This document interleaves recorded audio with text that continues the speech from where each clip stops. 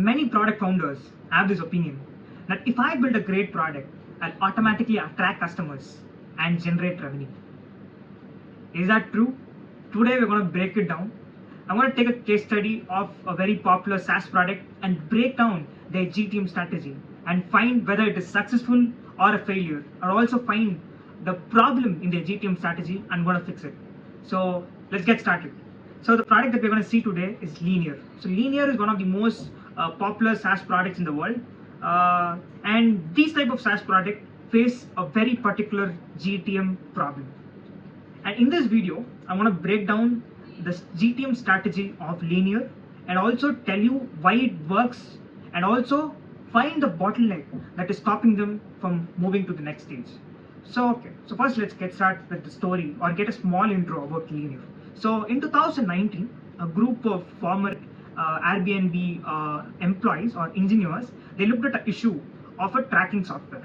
So they found type of individual contributors. So they are a category of product managers who dislike the current project management solutions. So this was one major problem. And the second thing was that product companies don't really have any methodology for building products. So they identified these two problems in these tracking solutions and they arrived at a solution, and that was Linear. So Linear was built to solve bloated, slow and painful use of tracking software, and they built a fast, a beautiful and an opinionated software.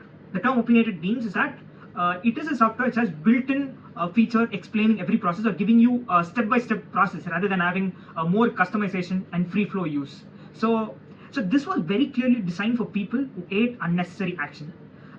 Today, thousands of engineering teams are using it.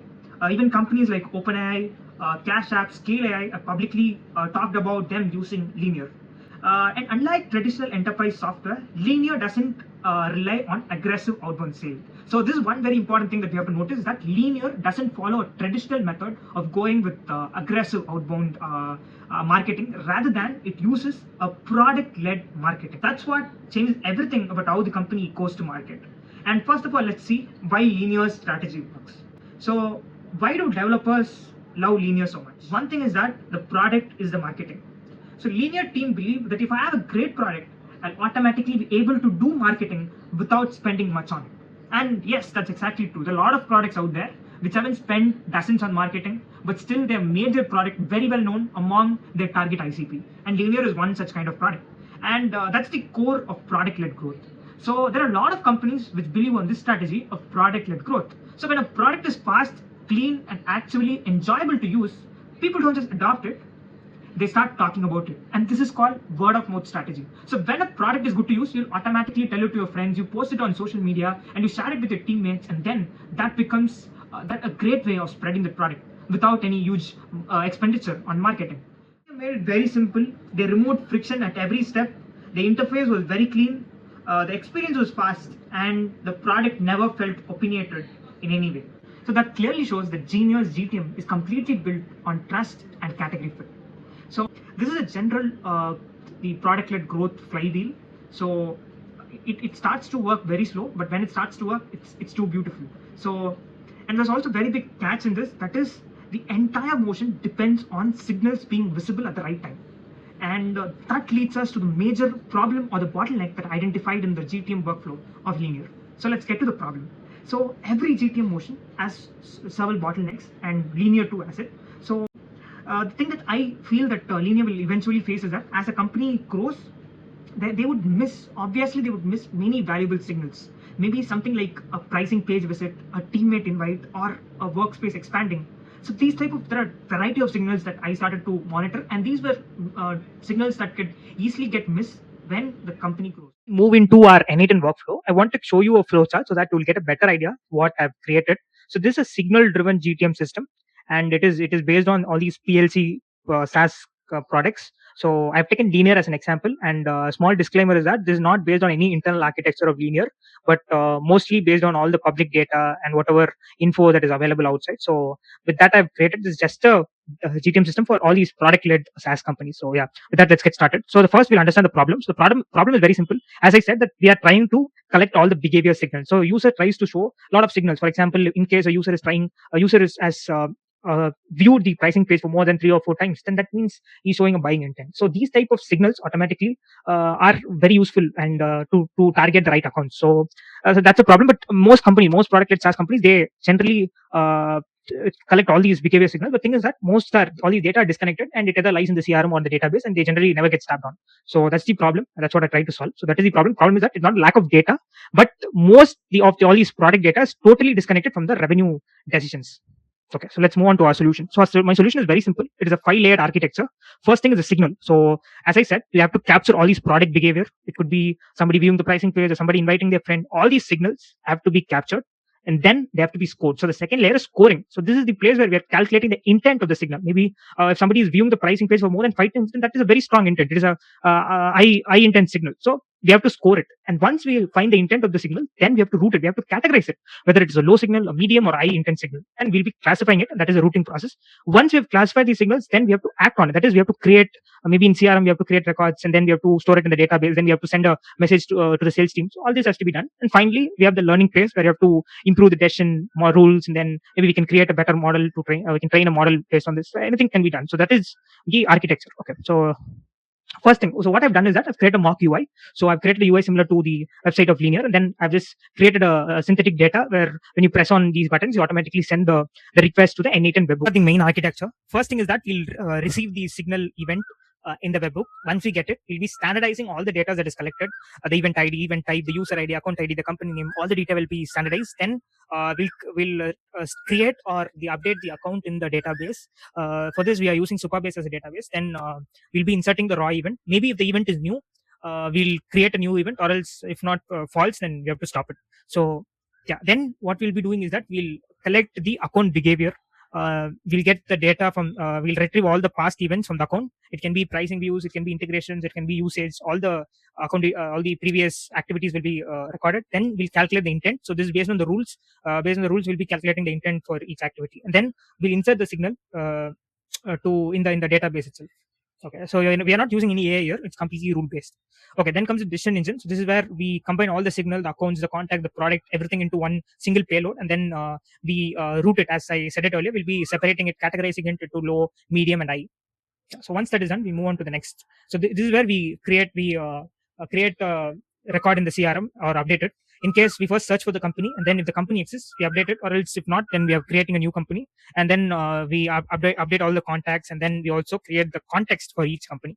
So yeah, once the CRM is updated, we automatically send a real-time notification for the sales team in Slack or whichever medium they use. Yeah, for database, we're using Supabase, where I've created 5 tables: accounts, events, signals, actions, and outcomes.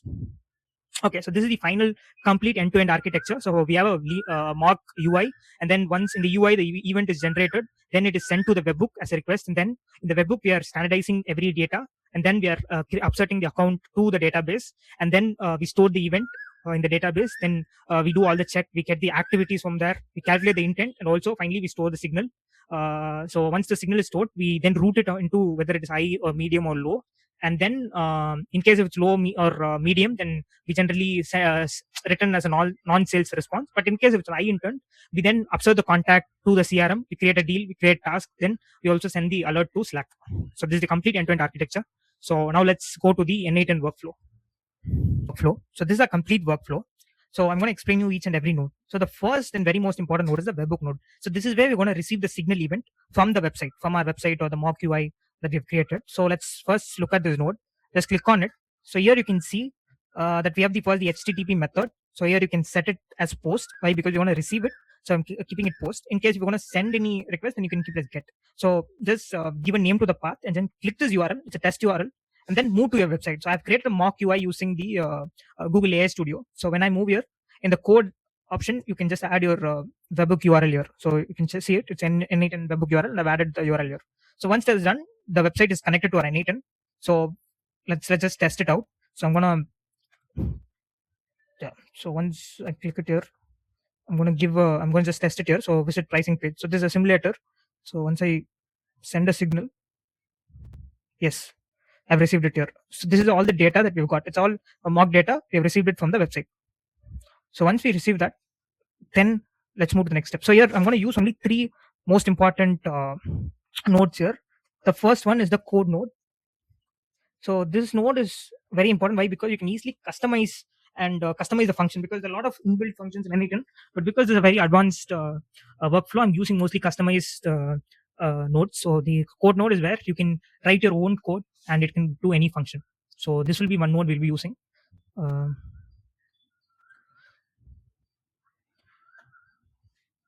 we have the code node. Then the another very important node will be the SQL part. So for that we'll be using this for the database. For the database we'll be using PostgreSQL.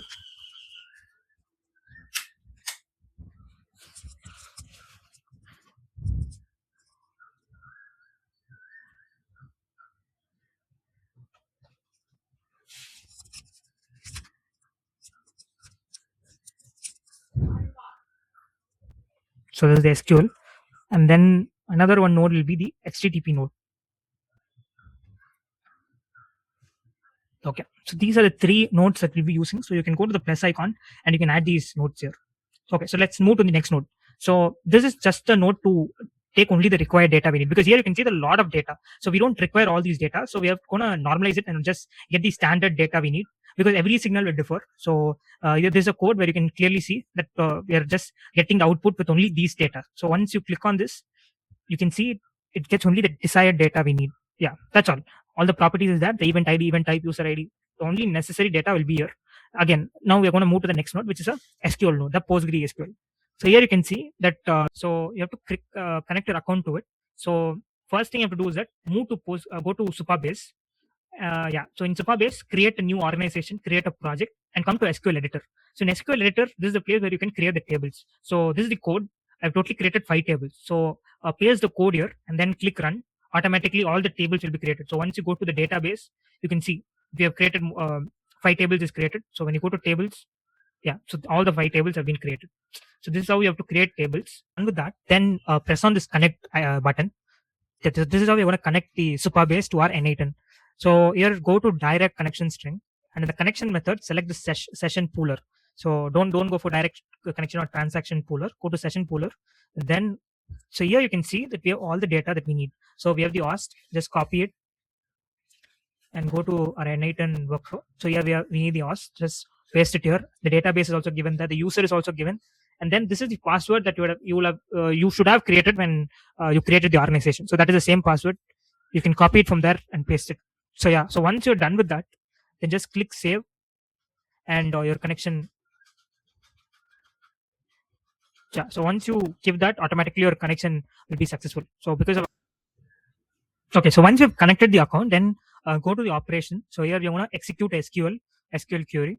So that is the operation. And then so okay, in this code, in this node, what we are trying to do is that we are trying to insert all these data into the table. We already created 5 tables, so this will be inserting the data into those tables. Okay, so we have the data here, the event ID, the user ID.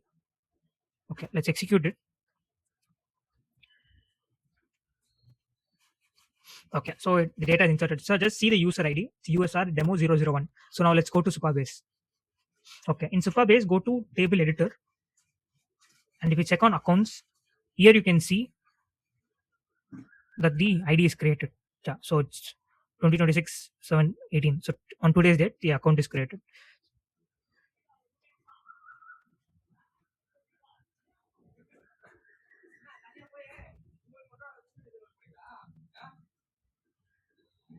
Yeah. So once it's inserted, the next stage, let's move on to whether we have to check whether is this new or not. Okay, in case if you already inserted it, then if it is true, yeah. So if in case if it's already inserted, so this case you have already inserted the event, so it is showing as true. Okay, so here it's checking whether the event was new. So in case the event is new, then it automatically this is a if node. So it's a if node. So in this if node, generally it checks the condition. So when you give a condition here, it checks it whether it is true, false, or does it exist, or it is larger than or smaller than. It checks all these conditions. And if the condition is true, for example, here we have set whether it is true. We are trying to find whether it's true or false. So in case if it is inserted, then it is true. So we are moving to the next action. Okay, so this is the place where we'll be getting all the activity. We're not getting 1 day or 2 day, but 7 days activity of the of the user. So you can see here we'll get all the activities. Again, this is also connected to the same account. Okay, so this is a new user. So because we're using mock data, it's showing everything as 0. But in case when we do it in a production environment, you'll be seeing numbers in that. So these are all the different. So these are different signals: pricing views, teammates invited, integrations, feature requests, negative feedback. All these are different signals, and this is just a place where we'll be collecting all the different number of signals received from a single user. Maybe if the user would have seen the pricing views for more than 3 times, it will be showing as 3. Okay. So next we have to see the intent.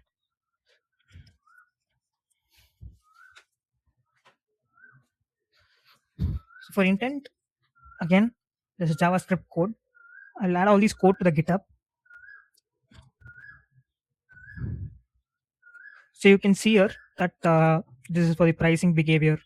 Then for team adoption, for each signal, we have different type of intent calculating code. This is basically a rule-based system. So we have set a rule here in case if it is above 15 or if it is equal to 10 or if it's equal to 25, it will automatically return that value.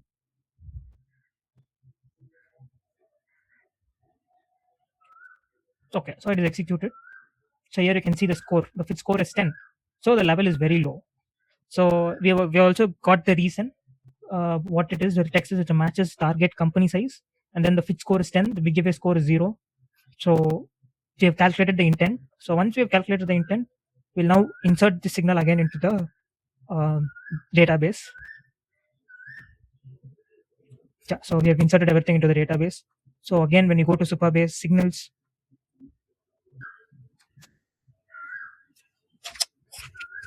so again we are going to insert the signal back into the database. So we have already done this. Okay, so this is the this is a okay. This node will be a little different. Why? Because it's set node. Okay, we call this as the edit fields node. The reason why we're adding this node is because here you can see that each node has different names. Some is core, level, account ID, triggering event ID. So this is a node where you can name it properly and you can categorize it into one single a node or a single bracket. So that's what we'll be doing it here. So once you execute this node, you can see it. It will come under a proper category and in same naming order. So for that purpose, we use this. So once that is done, we are using a root signal. So this is a routing node. You can add your root rules here. In this case, I'm just using one route, that is sales assist. But in future, maybe you can based on the signals, based on the team, maybe you can route it into different teams or into different categories. Everything can be done because it's just a test or a simple workflow. I just added one single route. So once you click on this, once you execute this, it automatically moves to the next route. That is okay. So this is the HTTP request node. So what this does is that this is gonna save or